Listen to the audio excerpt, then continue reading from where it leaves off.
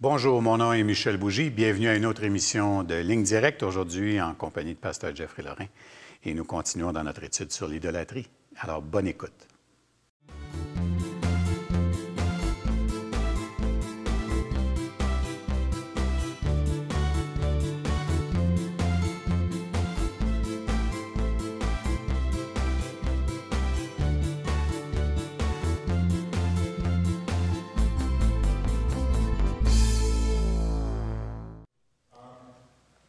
Bonjour, Pasteur Jeff. Bonjour, Michel. Ça va bien?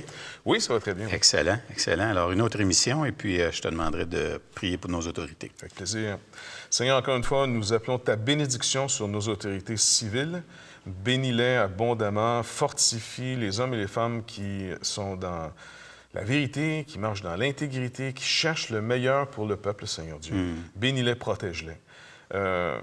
Seigneur, donne-nous aussi d'avoir une attitude de reconnaissance envers ces hommes et ces femmes qui se sont mis à part, sûrement avec des bonnes intentions, la majorité. Donc, bénis-les, bénis leur famille aussi, qui nous ont donné les membres de leur famille. Bénis-les, Seigneur Dieu. Protège-les.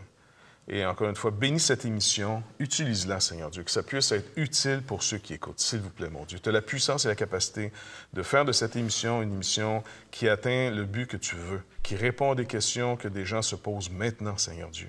Tu peux rendre personnelle cette émission entre toi et ceux qui écoutent. Alors, merci de bénir par Jésus-Christ. Amen. Amen.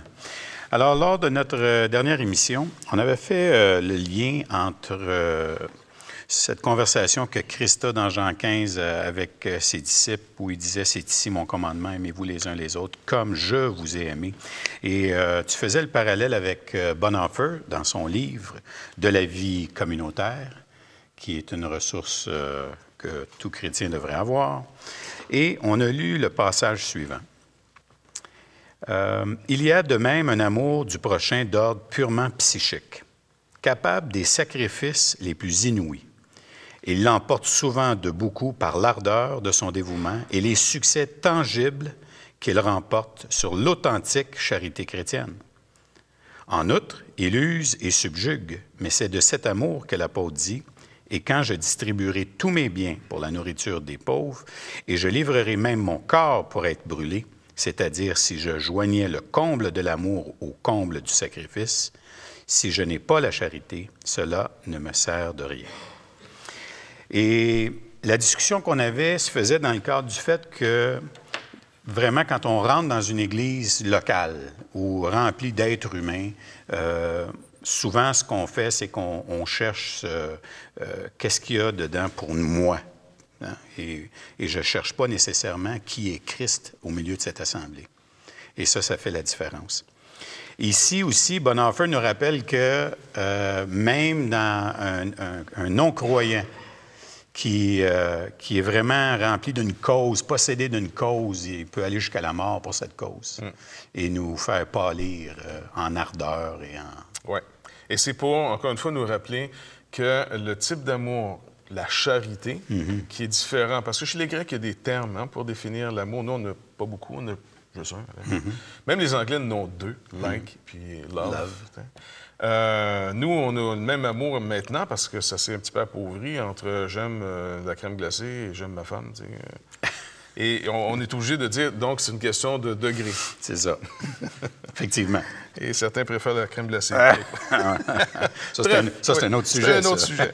Mais Mais rappelle-nous donc, tiens, dans les définitions de l'amour, peut-être, juste nous les rappeler. Un des termes il y a deux termes qui sont surtout employés dans le Nouveau Testament qui vont définir l'amour. Il y a, agapé, qu'on connaît, c'est classique, c'est ici, traduit dans nos vieilles versions souvent par le mot charité. Et qui peut-être, nous, a pris un mauvais sens en disant « j'ai fait la charité, j'ai donné quelque chose à quelqu'un ». Mais la charité, ici, c'est plutôt de viser le plus grand bien de l'autre. C'est une attitude. C'est une attitude de cœur qui cherche le meilleur intérêt de l'autre. Okay? Donc, c'est grosso modo ça. C'est de ce type d'amour que Dieu a aimé le monde, de chercher son meilleur intérêt à ce monde. Et c'est pour ça qu'il a donné son Fils Jésus-Christ, afin que quiconque croit en lui ne périsse pas, mais qui ait la vie éternelle. Donc, il cherche son plus grand bien, c'est la vie, le pardon, la restauration à son auteur, à son créateur, et même à son origine, à la limite. Okay? Donc, il vise. Mais il y a un autre terme, et là, on le voit dans un autre passage des Évangiles, où, après avoir renié le Seigneur, Pierre va retrouver le Seigneur à la résurrection. Hein? Le Seigneur va revenir. Pierre a renié le Seigneur 3 fois.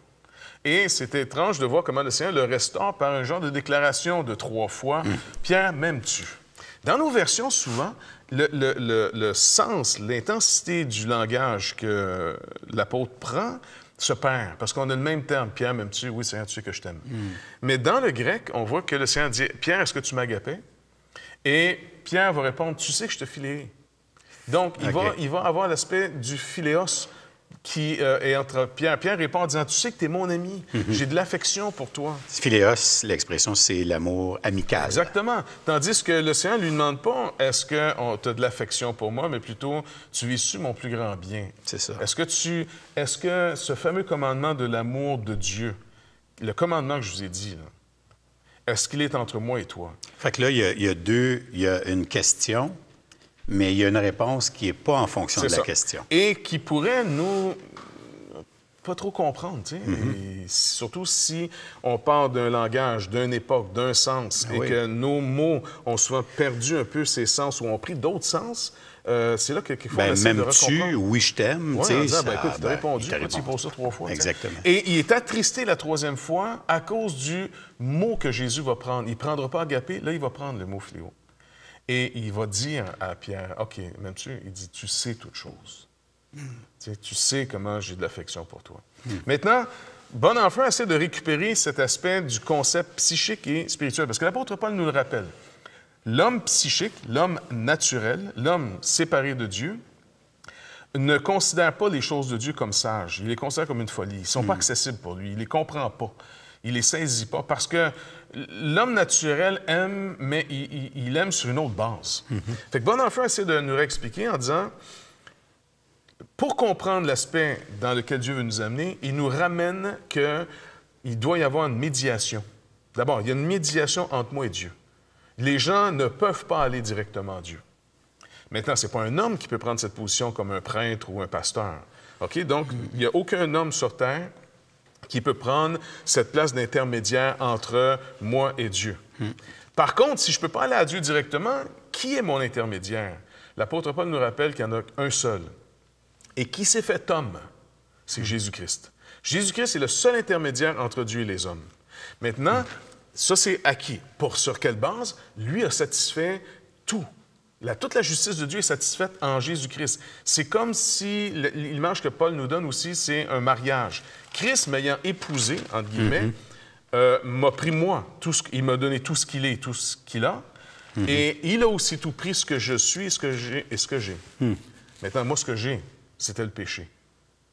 Et qu'est-ce qu'il doit prendre s'il me prend? Eh bien, il prend ma condamnation et il a été frappé de ma condamnation. Mon Dieu, pourquoi m'abandonnes-tu? Et donc, il donne sa vie pour moi. Mais puisqu'il est Dieu fait homme, il triomphe pour moi en ressuscitant. Il déclare maintenant, tout ce qui est à moi est à toi. Qu'est-ce qui est à Christ? Sa justice. Tout ce qui satisfait Dieu. Ça m'est donné par alliance. Je suis marié à lui. Si tu me touches, tu le touches. C'est pour ça que Jésus va dire, ressuscité en vision, il est apparu comme une lumière intense à ce fameux Saul de Tarse qui devient éventuellement l'apôtre Paul. Saul, Saul, pourquoi me persécutes-tu? Et pourtant, Saul de Tarse n'a jamais touché à Jésus de Nazareth physiquement. Il persécutait les chrétiens. Mais puisque, si Michel, je touche à ta femme, tu peux dire, je t'ai touché à toi.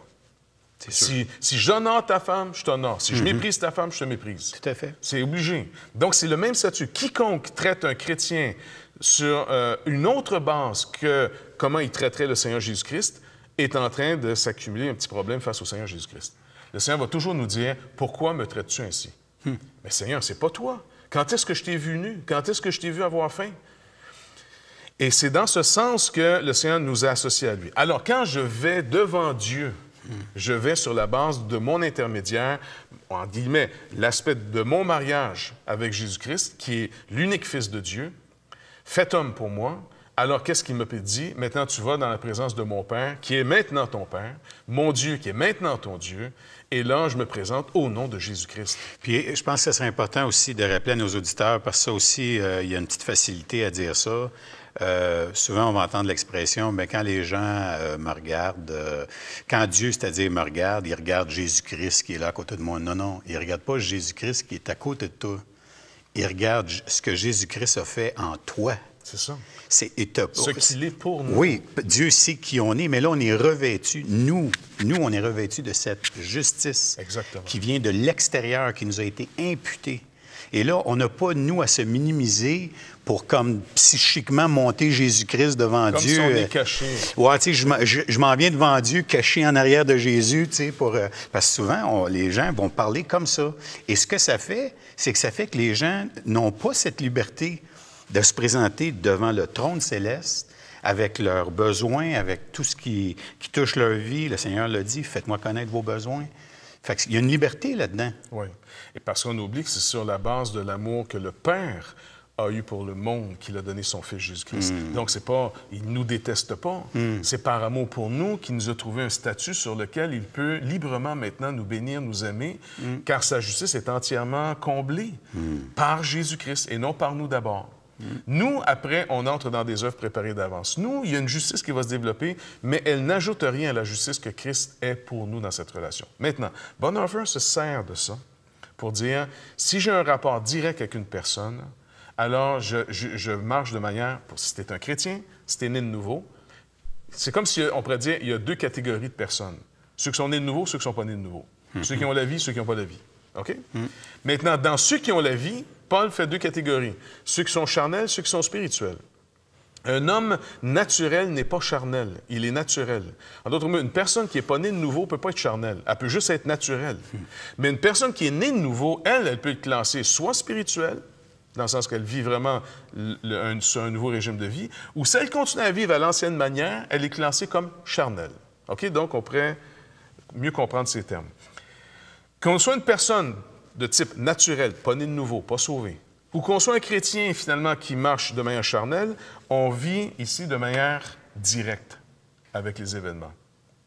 Et on va essayer de développer pour mieux comprendre qu'est-ce que l'apôtre Paul veut nous faire comprendre par l'aspect direct. Bonhoeffer le développe vraiment bien. Justement, comme on a dit, il y a un type d'amour direct qui est stimulé par « je veux cette personne, je crois que je veux son meilleur bien pour elle, mais moi, sans intermédiaire ». On le voit dans nos relations, soit avec l'Église, on le voit dans nos relations avec le monde, on le voit dans nos relations peut-être même avec nos partenaires de vie, nos enfants. Est-ce que, puis on va le développer un peu plus après la pause, est-ce que je permets au Seigneur d'être entre moi et ma femme, entre moi et mes enfants, entre moi et mes amis, entre moi et mon travail? Ça vaut la peine qu'on ne bouge pas de là et qu'on reste là. Alors, on revient tout de suite après la pause.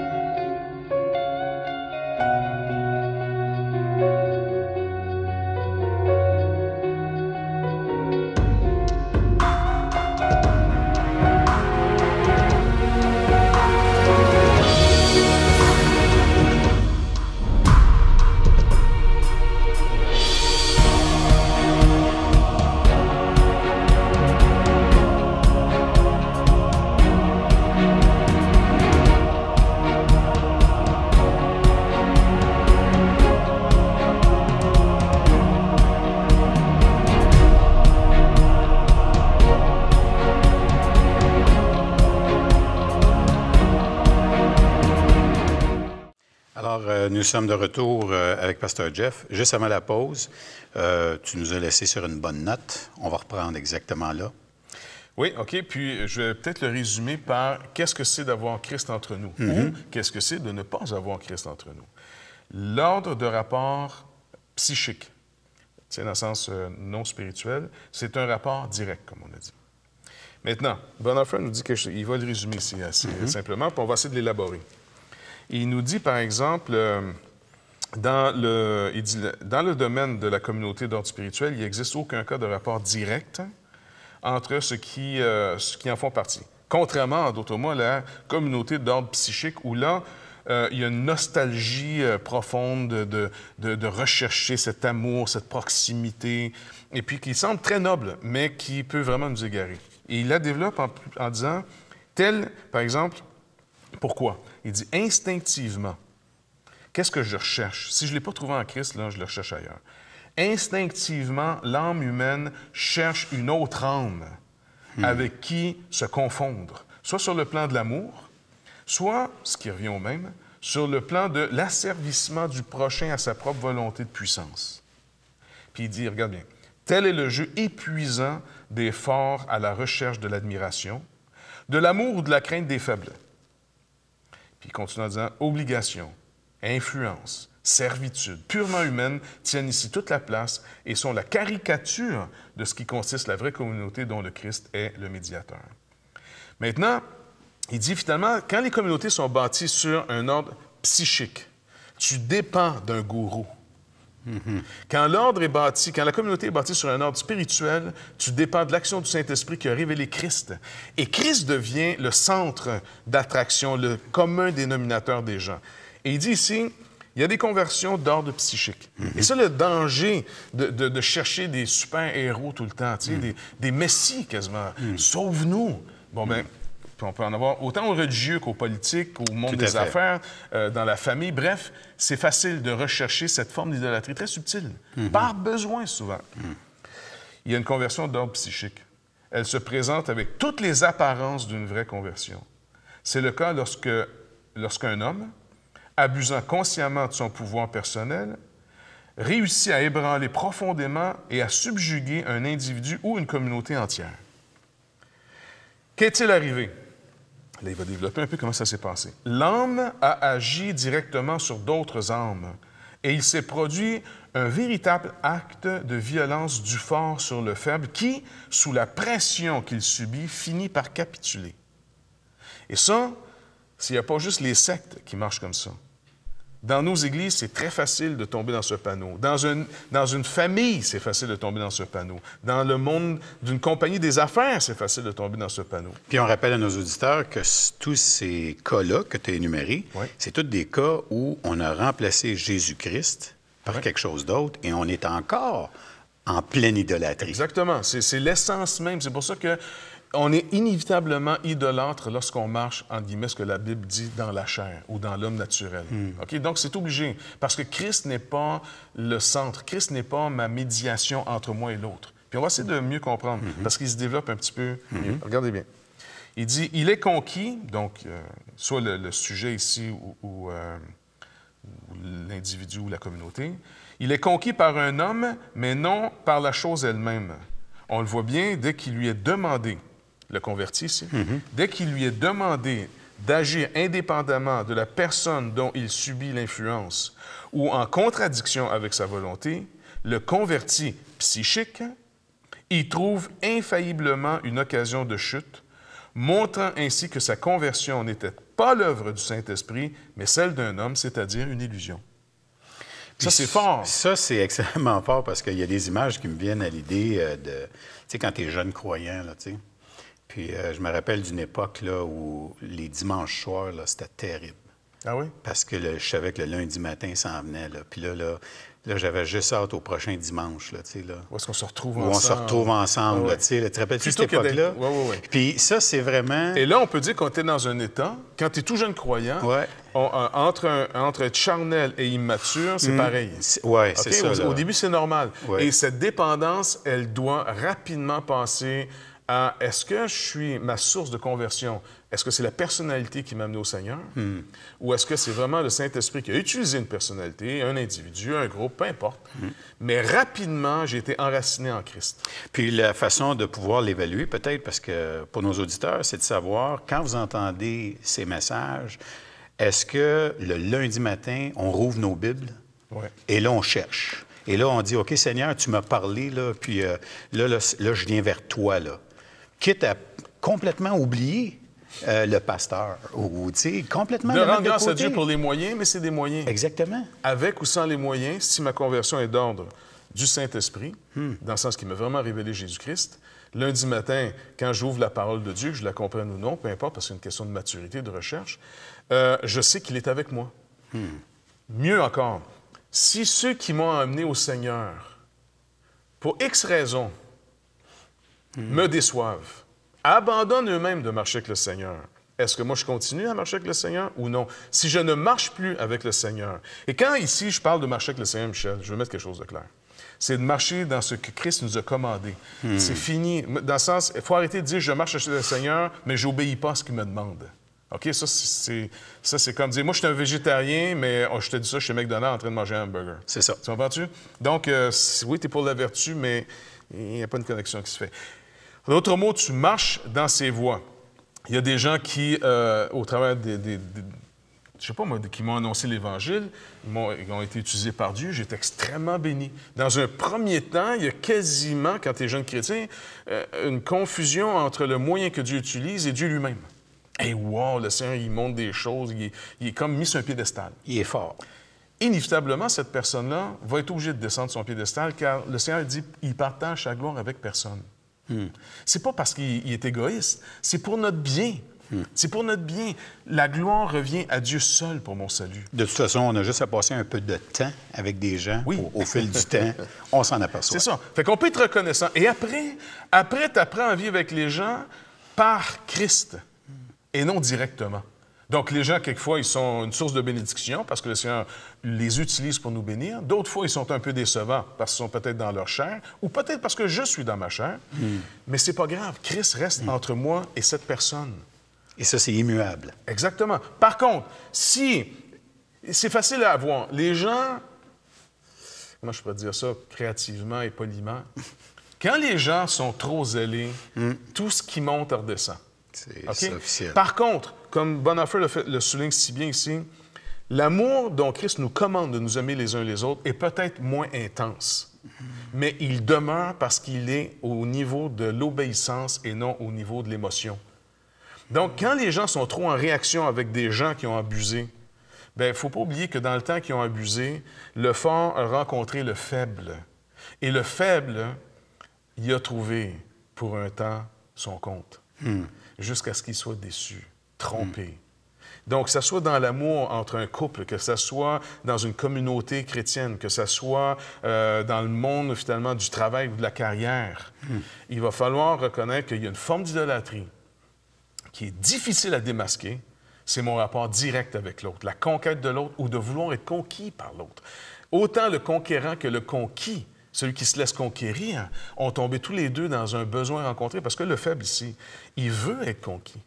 C'est plate à dire, c'est pathétique, parce que pendant qu'il est en train d'être conquis par l'homme puissant, il vit de la puissance de l'autre et il méprise les autres au nom de la puissance de l'autre. Ça devient, entre guillemets, quelqu'un qui dit « Moi, j'ai trouvé la chose au détriment de toutes les autres. » Ça devient le chrétien typique d'une église. Nous, on est la meilleure église, je méprise les autres églises. La journée que son église le déçoit, il n'est plus capable d'aller nulle part. Preuve, il a méprisé tout le monde. Je ne veux plus être trompé. Mon pauvre toi, tu t'es trompé toi-même. La journée que tu acceptes ton péché d'idolâtrie, rappelle-toi, Christ va te pardonner. Et on va recommencer où tu avais échoué. On va recommencer. Il va peut-être permettre qu'une autre personnalité impressionnante vienne. Et là, il va dire, cette fois-ci, tu dois laisser cette personne être ce qu'elle est, mais moi, je dois être entre toi et elle. Et on va voir des exemples après la pause, si tu veux. Y a-t-il une pause, Daniel? Non, il n'y a pas de pause. Parfait. Non, on est bon, on est bon. Mais je vais donner le même exemple. Il donne ici un peu plus loin. Comment maintenant je vais voir si je réussis ce fameux test de laisser Christ entre moi et l'autre? Quand on aime, c'est plus facile que quand on haït. Quand on haït, on est prêt à abandonner l'autre. Là, on est prêt à dire, oui, il y a juste entre moi et l'autre Seigneur. Okay? Oui. Mais quand on aime, c'est là que le Seigneur va tester si je suis là. Il dit ici, c'est que l'amour d'ordre psychique aime l'homme pour lui-même. En d'autres mots, c'est la personne qui m'intéresse. Tandis que dans l'ordre spirituel, c'est Christ qui me demande d'aimer une personne. La personne en soi a peut-être ce qu'il faut, a peut-être pas ce qu'il faut, peu importe, mais je vais vivre par obéissance à Christ alors, OK? Il dit, de ce fait, le premier est amené à chercher un contact direct avec l'être aimé sans respecter sa liberté. Ça, c'est psychique. Il faut, au contraire, toujours qu'il le considère comme son bien, comme une proie à gagner par tous les moyens. Il se veut irrésistible. En un mot, il veut dominer. Tu le vois dans l'amour, tu le vois dans les relations humaines. Un tel amour fait peu de cas de la vérité. Ça, c'est vrai. Ça, c'est le test. Ah oui, ça, c'est le test. Un tel amour fait peu de cas de la vérité. Tout à fait. Il la relativise parce que rien, pas même la vérité, ne doit mettre sa présence gênante entre lui et l'être aimé. Je répète, je veux vraiment qu'on l'entende, ça, puis qu'on l'écoute même plus que de l'entendre. Un tel amour fait peu de cas de la vérité. Il la relativise parce que rien, pas même la vérité, pas même Jésus-Christ, quand on parle de vérité ici, ne doit mettre sa présence gênante entre lui et l'être aimé. L'amour psychique est une convoitise et non un service. Il convoite le prochain, sa compagnie, son amour. Il est une convoitise la même où il se donne toutes les apparences d'un service. Donc, comment je vais être mis à l'épreuve? Dans ma relation avec l'autre, comment je sais que Jésus-Christ est entre moi et l'autre? Comment je suis en relation par l'intermédiaire de Jésus-Christ ou directement? Est-ce que sa parole juge ma relation ou non? Ce qui pourrait m'être désavantageux. Oui. C'est ça le test, dans le fond, aussi. Tu sais. Est-ce que le Seigneur est entre moi et ma carrière? Oui. Est-ce qu'il est entre moi et les relations que j'ai? Est-ce qu'il est entre moi et mes enfants, moi et mes parents, moi et le reste du monde? Entre moi et moi? Est-ce que le Seigneur est présent par sa parole? Vous êtes mes amis si vous faites ce que je vous commande. Et quand on part évangéliser, c'est pas juste viens à Jésus pour qu'il règle tes problèmes. La mission qui nous est donnée, allez par tout le monde. Enseignez-leur à observer tout ce que je vous ai prescrit. Et voici, je serai avec vous. Comment il est avec nous, encore une fois? Sa présence sera manifeste par sa parole. Il est présent avec nous. Son esprit nous rappelle sa parole nous ramène à lui sans arrêt. Cette parole juge tout. On vit de sa parole. L'homme ne vivra pas de pain seulement, mais de toute parole qui sort de la bouche de Dieu. Et c'est sur cette parole qu'on va terminer notre émission. Vraiment, on va, encore une fois, dans les prochaines émissions, on va poursuivre sur ce même sujet de qu'est-ce qui arrive, toutes les facettes de quand on prend Jésus-Christ et on ne lui donne pas la place qui lui revient, ce qui est de l'idolâtrie.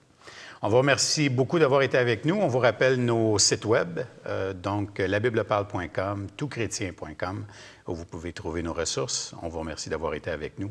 À la semaine prochaine.